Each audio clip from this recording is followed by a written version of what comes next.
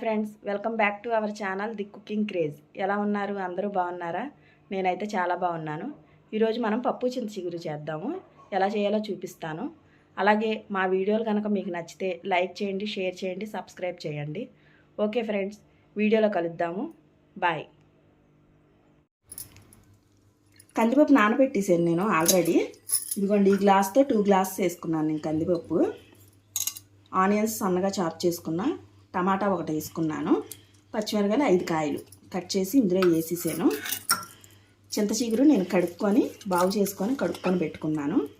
ఇది 50 గ్రాముల చింతచిగురు అండి. ఇది నేను తీసుకుంది ఈ పప్పుకి. మొత్తం ఇందులో వేసేసి మనం కొంచెం పసుపు,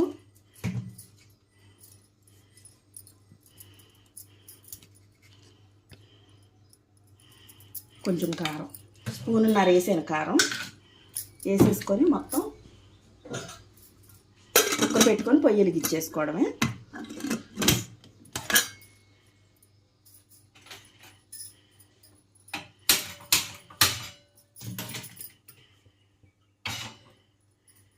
ఇవి 4 విజిల్స్ వస్తే సరిపోయిద్ది, ఉడికిపోయిద్ది. 4 విజిల్స్ వస్తే సరిపోయిద్దండి.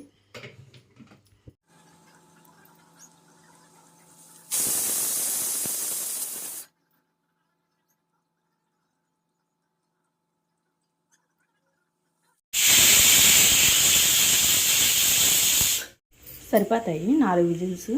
స్టవ్ ఆఫ్ చేసేసుకుంటున్నాను. ఒక 10 నిమిషాలు దాన్ని కుక్కర్ని పక్కన పెట్టేసేయాలి. తర్వాత మళ్ళీ తాలింపు వేసి చూపిస్తాను.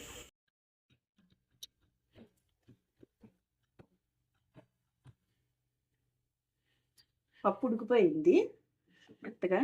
దీన్ని కొంచెం మెదిపేసుకుంటే మనం ఉప్పేసి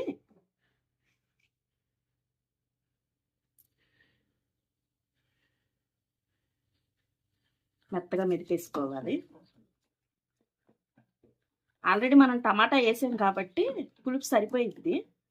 లేదు అంటే టమాటా వేస్తే పులుపు ప్లస్ టేస్ట్ కూడా బాగుంటుంది. అందుకే నేను ఒక్క టమాటా వేసాను, చిన్న కాయ. బాగుంటుంది, ట్రై చేయండి. గోంగూరలో కూడా మనం టమాటా వేసుకుంటే చాలా టేస్ట్ ఉంటుంది. కొంతమంది గోంగూరలో టమాటా వేయరు, టమాటా వేసుకుంటే బాగుంటుంది.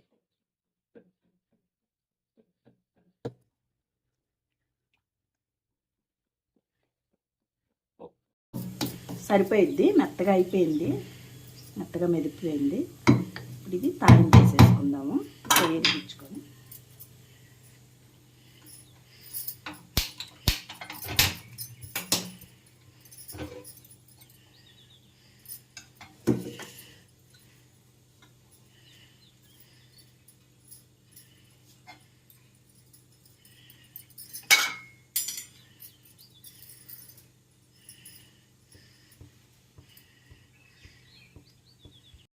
అయిపోయినాయి. పోపు దినుసులు అన్నీ వేసేసుకోవాలి.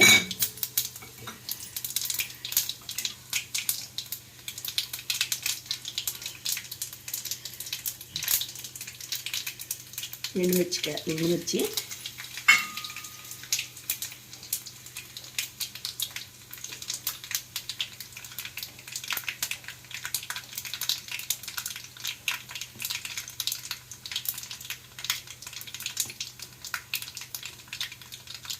కరివేపాకు,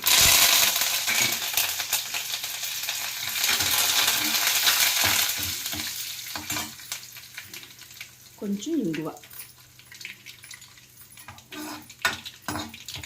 వేగిపోయిన స్టవ్ ఆఫ్ చేసేసుకొని ఇప్పుడు ఇందులో వేసేసుకోవాలి.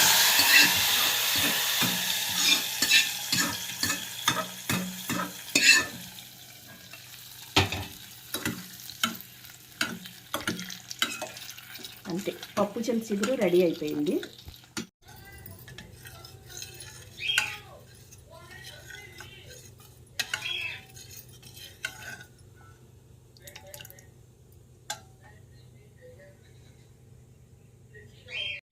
ఓకేనండి, ఈ వీడియో కనుక మీకు నచ్చితే లైక్ చేయండి, షేర్ చేయండి, సబ్స్క్రైబ్ చేయండి.